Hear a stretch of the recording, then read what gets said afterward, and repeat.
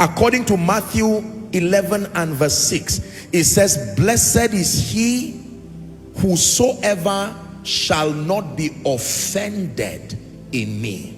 Can I tell you, if you've not had the temptation to be offended in God, it's either you are really a baby or you've not lived long enough on this earth. Because there are moments in your life when you feel, it's almost as if you feel cheated for loving Jesus. John came in the spirit and the power of Elijah. Watch this. John was the prophet who ordained Jesus to ministry. It was revealed to John. John had the secret code that would identify Jesus. When he saw Jesus by prophecy, he said, behold the Lamb that takes away the sins of the world. Now John is locked up, courtesy Herodias, the daughter, as a birthday gift. He was locked up and was about to be beheaded. In anger, when the disciples came to him, you know what he said? The same person who identified Jesus, who announced him, he said, go and ask him, are you the Messiah, or should we expect another? That is what offense can do. The man who ordained Jesus in ministry, in fact, he trained some of the disciples who would later be the disciples of Jesus, and yet he said, Jesus, for my pain vetoes every vision I have about you. My pain vetoes anything God told me about you. I am in a moment of pain. You claim to be the Messiah, and now I am locked up in prison, and you do not even have the courtesy to come and visit me. I hear a rumor that as a birthday gift my head is going, and you do not even show any sign of concern. Take that message to your Jesus. The disciples come to Jesus in a crusade ground and say, sir, we don't mean to embarrass you, but there's a serious situation.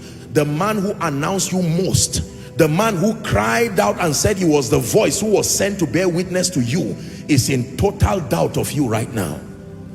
What can destroy a man's ministry more than somebody who loved you and endorsed you openly, and is now saying, go, I'm not even sure of what I laid hands on?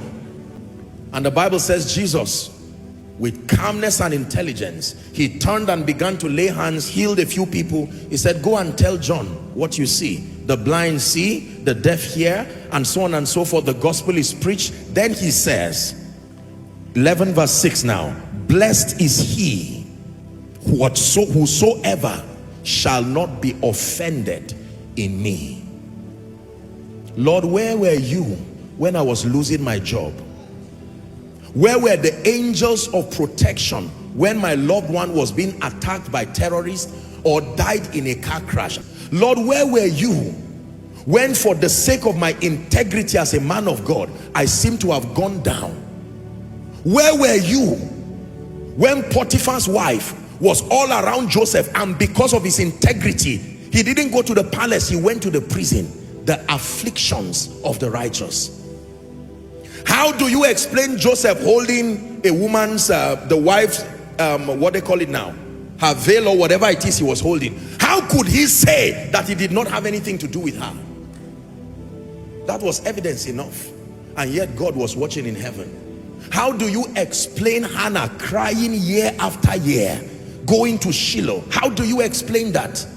How do you explain God's people under the rule and bondage of the Egyptians? Many are the afflictions of the righteous. Let me tell you this. The believer is not a believer because of results. The believer is a believer because you have committed yourself to trust in Jesus.